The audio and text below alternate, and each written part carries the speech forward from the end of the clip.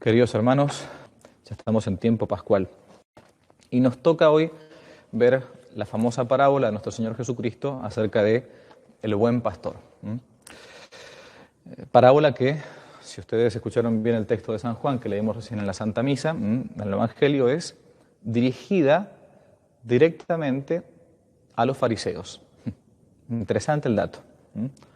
No dice Jesús dijo a sus discípulos, sino que esta vez Jesús dijo a los fariseos. Es una parábola dedicada justamente a los fariseos. Interesante. Justamente el buen pastor da para hablar muchísimo, porque Jesucristo es el buen pastor, es el que pone la vida por sus ovejas. Sin embargo, nuestro Señor también nos habla de un mal pastor, o de el mal pastor, el que es llamado por él el mercenario. Cuentan que allá por principios de 1800, cuando Napoleón Bonaparte quería dominar la Iglesia Católica, tenía dominada al punto tal, sobre todo la Iglesia, que había impedido en muchos lados la celebración de la Santa Misa, quería ser una especie de iglesia nacional. Habíamos pasado ya por la Revolución Francesa, por los curas llamados juramentados, por la famosa Constitución Civil del Clero. Cuentan que un cardenal Ercole Consalvi, lo va a entrevistar a Napoleón Bonaparte, y Napoleón estaba furioso. Voy a destruir la Iglesia Católica, voy a destruir la Iglesia Católica. Y este cardenal italiano reía a carcajadas, ja. ¿Por qué se ríe? Y cardenal Consalvi seguía riéndose y se reía más todavía. Destruir la Iglesia Católica. Entonces, dígame, cardenal, ¿por qué se ríe? Y cardenal Consalvi le respondió: mire, Napoleón, imposible. Ni siquiera nosotros los curas en 2000 años pudimos destruir la iglesia.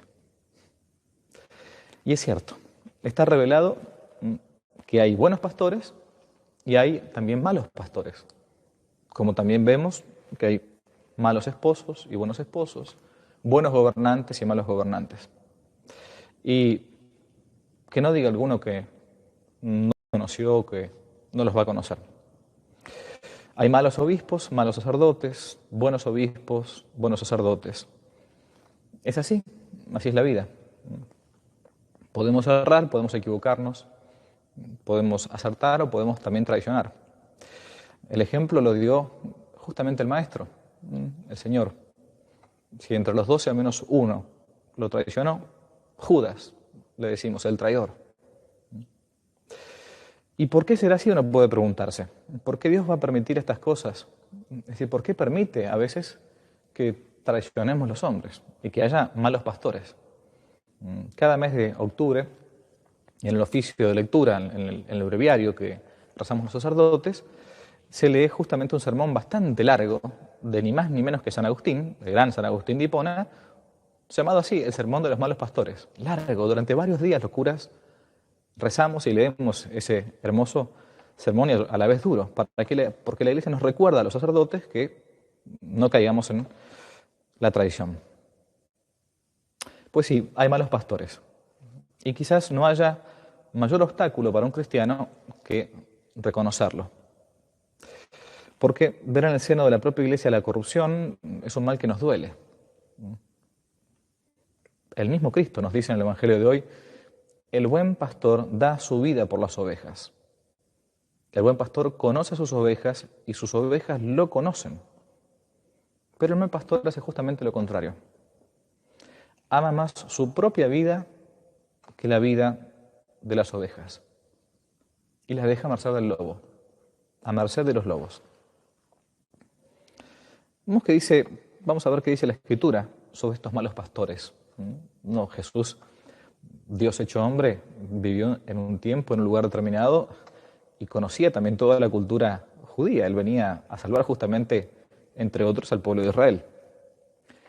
Los malos pastores, para prevenirnos y para que sepamos que el trigo está mezclado con la cizaña también en el ámbito pastoril, Dios se anticipó y nos explicó por boca del gran profeta Ezequiel que estuviésemos prevenidos. Así habla Dios en la Escritura en Ezequiel capítulo 34.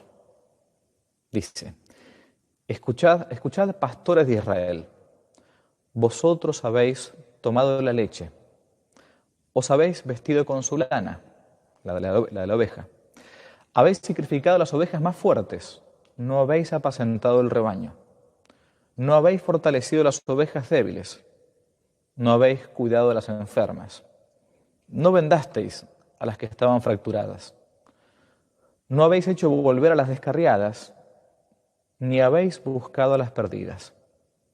Y ellas se han dispersado por falta de pastor. El mismo Dios en el Antiguo Testamento recriminaba a los pastores de Israel, a los guías de Israel, aquello que justamente habían dejado de hacer. ¿Qué dice Ezequiel entonces? El pastor no fortalece a las ovejas débiles. Primero, uno podrá preguntarse, bueno, ¿y cuáles son las ovejas débiles? Son aquellas que a pesar de amar a Dios, caen, se tumban por estar desnutridas. No tienen mucho alimento, no tienen mucha fuerza. El mal pastor tiene poca paciencia. Olvida aquello que el Hijo de Dios, nuestro Señor Jesucristo, nos manda. Aprended de mí que soy manso y humilde de corazón. El mal pastor no instruye a la oveja débil, no la aconseja, la deja andar, perdida, por cañadas oscuras, hasta que la pierde del todo. En segundo lugar, dice el profeta Ezequiel, el mal pastor no venda a la oveja herida. El mal pastor no quiere perder el tiempo con una oveja dañada. No las levanta, no las cura. Prefiere quedarse nada más donde están las sanas. Es más cómodo, mucho más cómodo. No porque no pueda sanar la herida, sino porque no quiere. La santidad está en la voluntad. Decimos que un hombre es bueno porque tiene buena voluntad, no porque tenga buena inteligencia. Al que tiene buena inteligencia se le dice inteligente, nada más. El mal pastor es cómodo. Perdió ese fervor primero. Deja las heridas a merced de la sarna, del pus, de la enfermedad. Un gran abad benedictino, don Chotard, decía que a un sacerdote santo le corresponde un pueblo fervoroso. A un sacerdote fervoroso, un pueblo piadoso. A un sacerdote piadoso, un pueblo honesto. Pero a un sacerdote honesto le corresponde un pueblo impío. Porque siempre en la vida espiritual uno va comunicando a los otros un grado menos de lo que tiene. Lo mismo se aplica para los papás. Los padres, el padre y la madre, van comunicando a sus hijos un grado menos de vida espiritual porque son pastores de los hijos. El mal pastor no venda las heridas.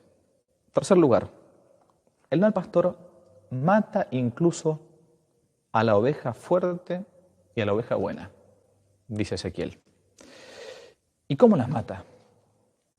Viviendo mal, dando mal ejemplo. En vez de vivir como Cristo, el buen pastor, vive como un lobo. O peor, se disfraza de cordero, pero por dentro es lobo rapaz. Olvida el mandato de San Pablo, aquel que le daba al apóstol o al discípulo suyo, Tito.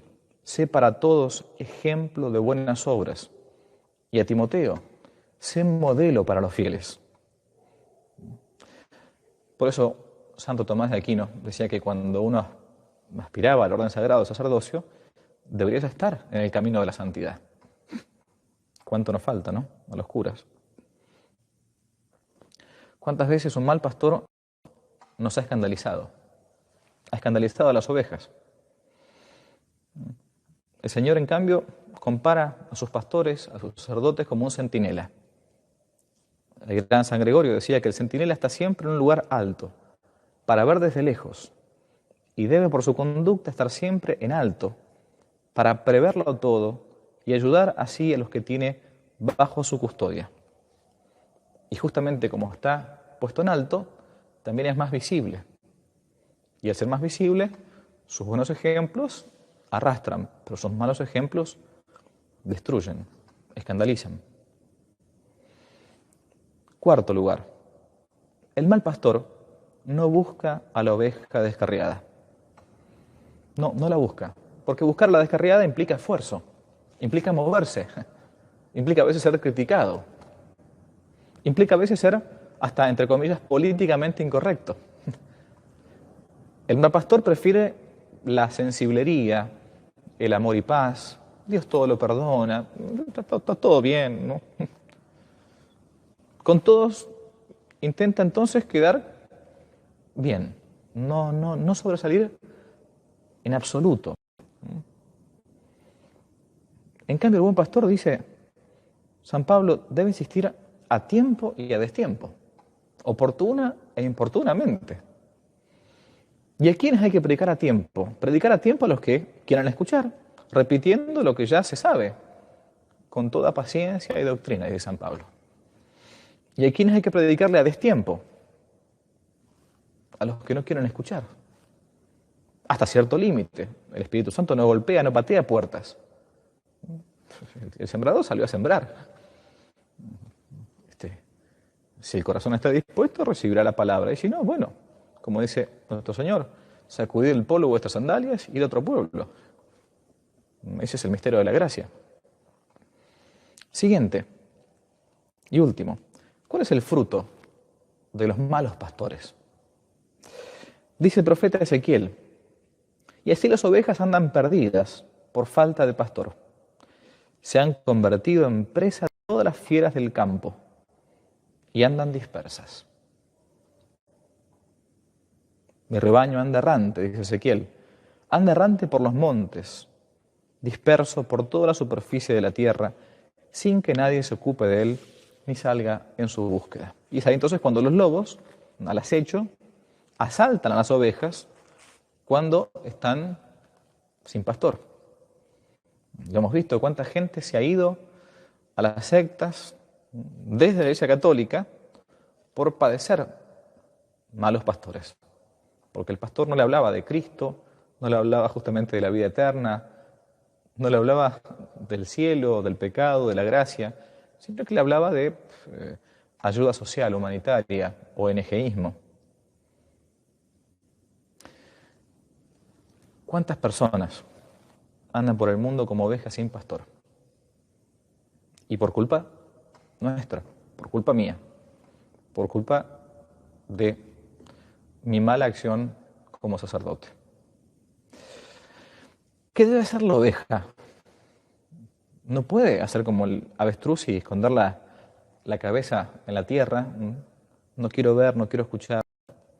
Cuando el avestruz deja la cabeza puesta en tierra, deja la vista y el aire sus partes más pudorosas. Por eso nunca hay que esconder la cabeza. ¿Qué debe hacer la oveja? No escandalizarse, en primer lugar. Si uno de los 12, Judas, traicionó al Señor, si conmigo lo hicieron, más todavía con los discípulos, dice Cristo. Hay que saber que estas cosas existen, existieron y existirán siempre. Por un lado, entonces, saber que pueden ser piedra de escándalo, pero uno nunca sigue al pastor, sigue a Jesucristo. Y las personas somos instrumentos, totalmente falibles. Podemos condenarnos. Hay papas, obispos y sacerdotes en el cielo, y hay papas, obispos y sacerdotes en el infierno. Es así. En segundo lugar, no impedir que surjan buenos pastores de nuestras familias. Siempre me ha impresionado esa frase de San Pablo a los romanos: no te dejes vencer por el mal, antes bien vence al mal con el bien. Si surgen vocaciones verdaderas, entonces hay que alentarlas, no enterrarlas. Uno de los motivos, hace mucho tiempo ya, por el cual un buen seminarista entró al seminario fue: padre, yo entré porque veía malos ejemplos en los sacerdotes. Y dije, bueno, ¿yo qué hago entonces? Y dije, bueno, por lo menos doy mi vida. Aquí estoy, Señor, para hacer tu voluntad. Por último, rezar por la conversión de los malos pastores y por la fidelidad de los buenos pastores. Porque necesitamos de también los hombres que recen por nuestra conversión y también por aquellos que se mantengan firmes. Y para terminar, hay una oración que hace mucho tiempo aprendí, que siempre me gustó rezar en la intimidad, cuando uno reza el breviario. Son las preces, las oraciones por los sacerdotes. Hay muchas, pero esta especialmente dice así. Dice: Señor, para celar tu honra y tu gloria, danos sacerdotes santos. Para aumentar nuestra fe, danos sacerdotes santos. Para sostener tu iglesia, danos sacerdotes santos. Para predicar tu doctrina, danos sacerdotes santos. Para defender tu causa, danos sacerdotes santos. Para contrarrestar el error, danos sacerdotes santos. Para aniquilar las sectas, danos sacerdotes santos. Para sostener la verdad, danos sacerdotes santos. Para dirigir nuestras almas, mejorar nuestras costumbres y desterrar nuestros vicios, danos sacerdotes santos. Para iluminar al mundo, para hacernos amar al Espíritu Santo, danos sacerdotes santos. Por último, para que todos tus ministros sean luz del mundo y sal de la tierra, danos sacerdotes santos. Que Jesús, buen pastor, nos dé siempre santos sacerdotes, a ejemplo de aquel que fue justamente Él, el divino pastor, nuestro Señor Jesucristo. Que así sea.